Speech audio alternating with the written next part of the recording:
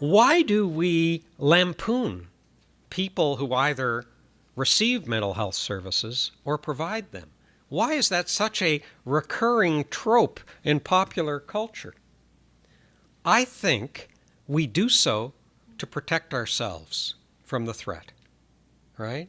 If we can trivialize it, if we can make fun of it, how much of a threat can it really be? So I've told you a little bit about the etymological origin of stigma as well as the kind of operational definition. And now we've got to go around the problem of trying to do something about it. And remember, stigma is the thoughts and attitudes. Discrimination is the behavior. So for some people, it's pussyfooting around the word to just talk about stigma and not talk about the resultant behavioral discrimination. Stigma starts really young. It starts in childhood. And we have very, very good experimental evidence from kids in grade 3 who have zero literacy in mental illness that they already have profoundly pejorative attitudes towards people with mental illness. And this is something that's been very, very well demonstrated in the research literature, and I won't bore you with it here. But it manifests in daily life at the hospital where I work. I suspect also at the hospital where Mark works. CAMH, as you may know, is a big hospital. 535 beds. It's the largest mental health facility in the country. We have no gift shop. Why do we have no gift shop? We have no gift shop because we don't have the human traffic of visitors for the 535 inpatients and the many thousands more outpatients for that tangible demonstration of support. You could go to the smallest community hospital in Northern Ontario, and when you walk in, there will be, at minimum, a little stand with a lady with a blue smock on and beseeching you to load up before you go visit someone. Because gifts, flowers, get well cards, these are the tangible expressions of support, of community, and ultimately of hope. And they are distinctly absent from the mental health environment. And studies in hospitals like Mark's that have actually gone on the medical wards, the surgical wards, and the psychiatric wards of general hospitals and have done a simple count of the numbers of cards, gifts, and flowers have shown that on the psych wards, they're less than half of what you would see in any other clinical environment. This again speaks to that horrible sense of isolation and distance that compounds the suffering of somebody who's experiencing a mental illness. And this is nothing new. Let me read to you a letter that a guy wrote in 1841. He was a lawyer, and he wrote this letter to his law partner. He said, "I'm now the most miserable man living. If what I feel were equally distributed to the whole human family, there would be not one cheerful face on earth. Whether I shall ever be better, I cannot tell. I awfully forebode I shall not. To remain as I am is impossible. I must die or be better, it seems to me." This letter was written by a young lawyer whose family was very worried about him as he struggled with a depression. They sent him to live with cousins and said, "For God's sake, keep him away from the river's edge, because we think he'll throw himself in." His depression lifted spontaneously after a number of months, and he resumed his law practice, and then he ran for public office and was elected president. It was Abraham Lincoln who wrote those words. Flash forward 100 years, and another politician in another country writes a letter to his friend and says, when I was young, for 2 or 3 years, the light faded out of the picture. I did my work, I sat in the House of Commons, but black depression settled on me. I don't like standing near the edge of a platform when an express train is passing through. I like to stand right back and, if possible, get a pillar between me and the train. I don't like to stand by the side of a ship and look down into the water. A second's action would end everything, a few drops of desperation. And yet, I don't want to go out of the world at all at such moments. Is much known about worry, Charles? His friend Charles was known to the rest of the world as Lord Moran, and the author of the letter was Winston Churchill. And it was written at the height of World War II. That was sort of the secret history of depression, among politicians in particular. When I was an undergraduate in the United States, Richard Nixon was president. Abraham Lincoln was no longer president when I was an undergraduate. And I worked vigorously on the campaign of George McGovern, who was a Democratic nominee running against Nixon in '72. I don't want to call myself a rainmaker or anything, but with my help, McGovern lost 49 out of 50 states, including his home state. But I helped him carry Massachusetts, and I feel kind of responsible for that. But his vice presidential running mate, a very skilled man, was Senator Thomas Eagleton. And he's now a largely forgotten figure. He was a great man. He's just died a couple of years ago. The media found out that Eagleton had been treated for depression in the 1950s. And he'd been treated successfully with electroconvulsive therapy, ECT, shock treatments. Got him all better. And within 48 hours, he was dropped from the Democratic ticket because it was a liability to have somebody who had had depression successfully treated. Now, I was 18 years old. I was stunned. And I've always argued ever since that the only politicians we should be concerned about are the ones who haven't been treated, not the ones who have been treated. But times have changed, and politicians are now being much more open about their experience, and it cuts across all party lines. And in my current position as chair of the Mental Health Commission, I've seen this because I've had to interact with all the political parties, and this is a nonpartisan issue. Bob Rae has talked extensively about his own struggle with depression. When Dave Batters, a former Conservative MP, killed himself, the eulogy was given by Stephen Harper, and it was a profound eulogy about the everyday reality of depression, what it is and what it is not. And of course, for Harper, the story is that his grandfather, who was a very popular high school principal in Moncton, drowned himself in the wake of a depressive episode. So what can we do about stigma? Well, there's basically three things we can do. One is to protest. And, the problem with the protests alone is that they can often trigger backlash. There's crazy people marching on Queen's Park again, something like that. Or education. Now, education always raises literacy, but it doesn't always change attitudes and behavior. And the third thing we can do is contact, human contact, which reduces stigma through a personal connection. And most of the research evidence suggests that our most potent intervention is human contact. It's a lot harder to pathologize the other once you've spoken to them. In World War I, when they would have armistices and brief truces on the fronts, and these guys who were mowing each other down from a distance of often 300 yards between the trenches, if they broke bread together on Christmas Day kind of thing, it was very hard to go back to shooting each other. So, at the Mental Health Commission of Canada, one of our principal initiatives is something called Opening Minds. Now, how many people here, and I won't be hurt if you don't put your hand up, how many people here are familiar with the Mental Health Commission of Canada? Okay, I'm devastated. The Mental Health Commission of Canada was set up in 2007 with a 10-year mandate to do a number of things to drive mental health reform in Canada, including developing, implementing, and evaluating Canada's first national anti-stigma, anti-discrimination campaign, the likes of which this country has never seen, but also developing a national mental health strategy for Canada, which we released in 2012, developing a knowledge exchange center, and then more recently conducting the At Home Chez Soi study. How many people are familiar with At Home?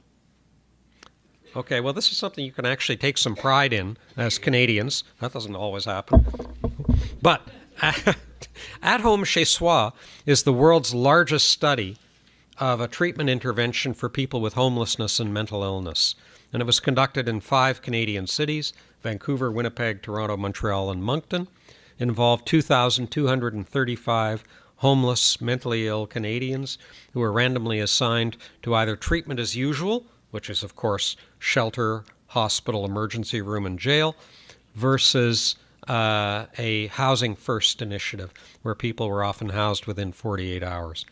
It recently concluded. It's now being replicated in 3 cities in France, and it has stimulated interest in this model across Canada in terms of addressing homelessness. But I want to speak about Opening Minds, the anti-stigma initiative.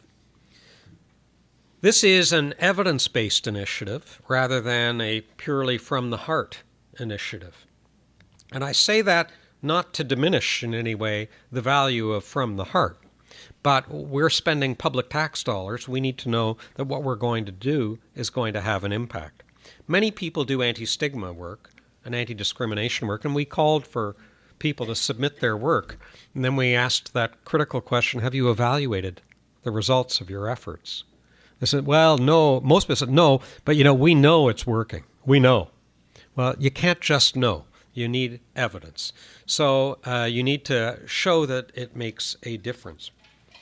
And the evidence tells us that national campaigns that are targeted at everybody don't make a difference. They get diluted out in terms of their impact. That you need to do targeted rather than universal campaigns. So our first 4 targets for the Opening Minds campaign are children, health professionals, the media, and the workplace. Let me tell you a little bit about why we chose this. Children, it's obvious. As I mentioned earlier, discriminatory behaviors and prejudicial attitudes are present by age 10. If you can work with kids, they're much more malleable than adults to change their attitudes and behaviors. There's also a better return on investment. Remember that people born in the 21st century in Canada are anticipated they're going to live to 100. Good luck to them. I'll be checked out well before then. So there's a huge return on investment there. As for health professionals, people took great umbrage, including mental health professionals. They said, what are you talking about? Me, stigma. I'm a mental health I've devoted my life, yada, yada, yada. So the reality is, when you talk to people with mental illness and their families and ask them, where do you experience stigma and discrimination? They tell you the emergency room, my GP's office, the psychiatric inpatient unit, the community nurse. There's all kinds of contexts that involve health professionals. And there's good evidence that health professionals not only embody and incorporate larger cultural attitudes and beliefs as well as behaviors, but they also have a sample bias. And that sample bias is they tend to see mainly people who are not getting well quickly.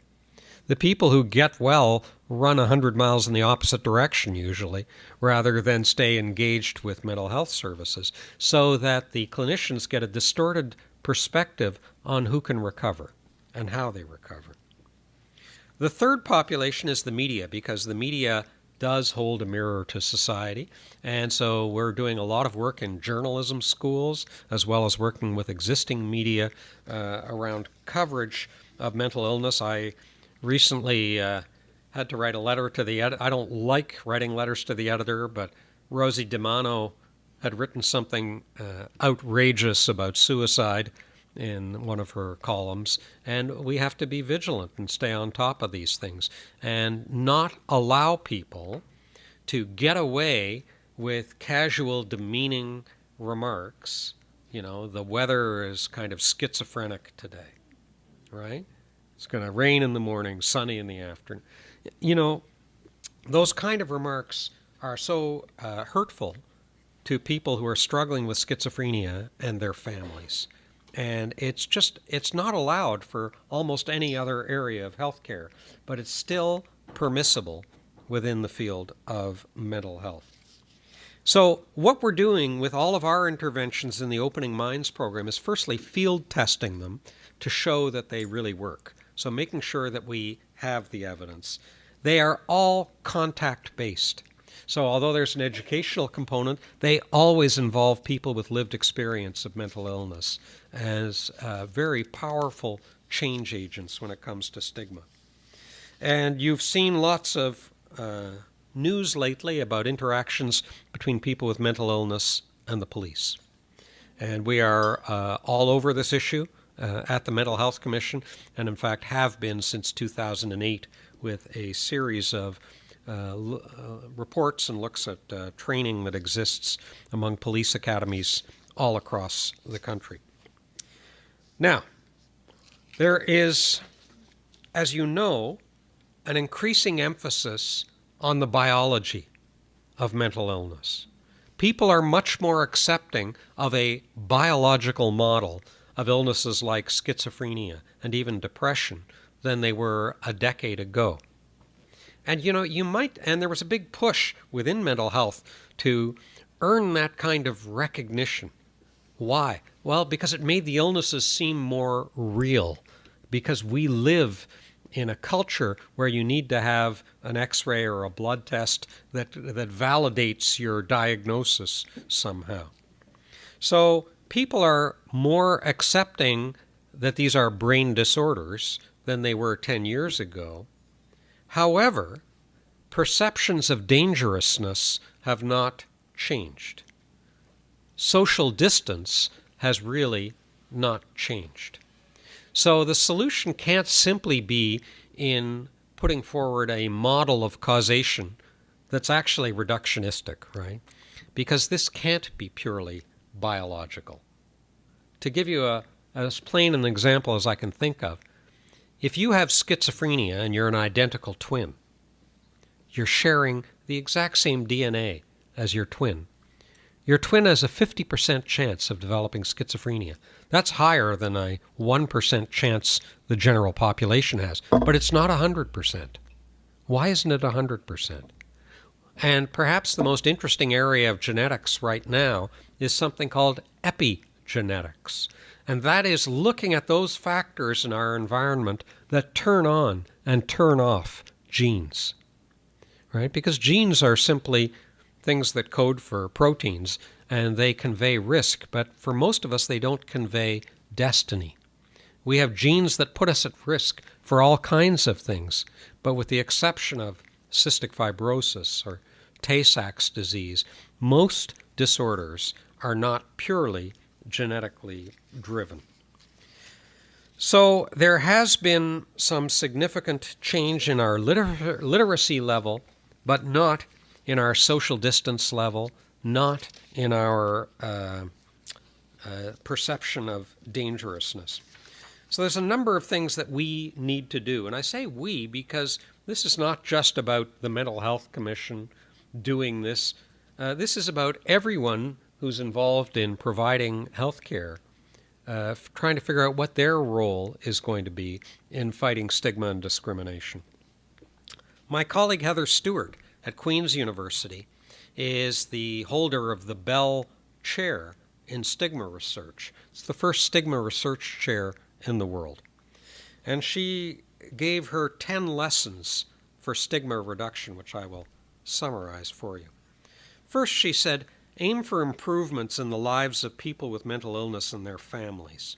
That's the real goal. Don't lose sight of that goal. Because improved mental health literacy, greater knowledge about mental illness, is inconsequential unless it translates into greater social responsibility, greater social justice, community tolerance, and social inclusion. Number 2, involve people with mental illness and their families in all aspects of program development, evaluation, and communication. And that's exactly what we've done. Accept that education modifies literacy and sometimes attitudes, but very rarely behavior. Use programs that are modest in scope, capable of delivering complex and emotionally charged interventions, because the more emotionally charged, the more powerful the message.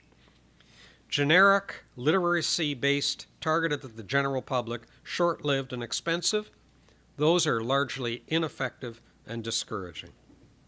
There's no such thing as the general population when it comes to stigma reduction. One size does not fit all. Use the media as allies rather than objects of intervention. The media, you need to know the media, 75% of news is managed news. They don't have enough to fill their papers and television shows.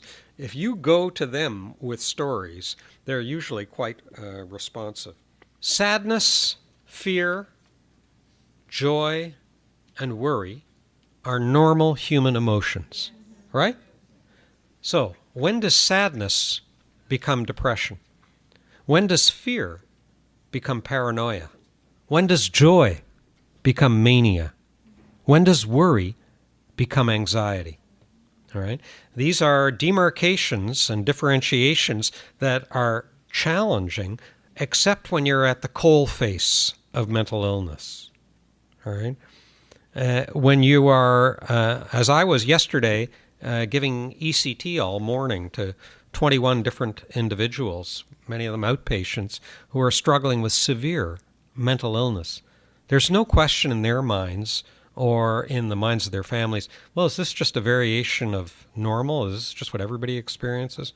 No, these people were, by every measure, ill and suffering and in need of help. A very senior colleague, Vivian Rakoff, who was chair of the Department of Psychiatry at the University of Toronto in the 1980s, and an extraordinary human being who is also a poet and a playwright and all-around great guy. And about 20 years ago, he said the following, which I think is quite eloquent about the role of psychiatry. He said, physicians were physicians before the invention of penicillin, and psychiatrists were psychiatrists before the discovery of chlorpromazine.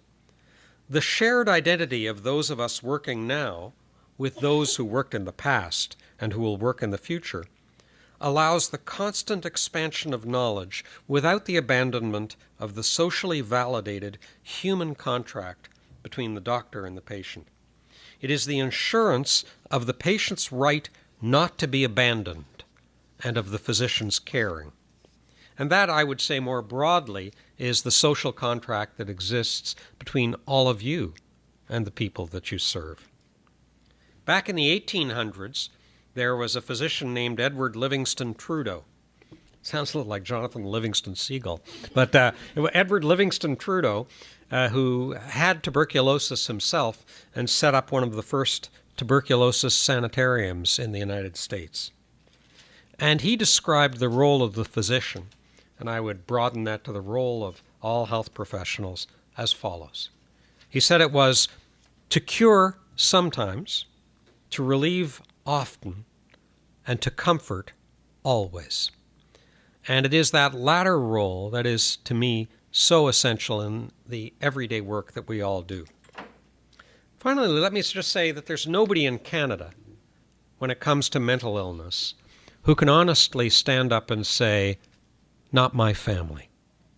Not my aunts, uncles, cousins, grandparents, siblings, parents, spouse, children, self.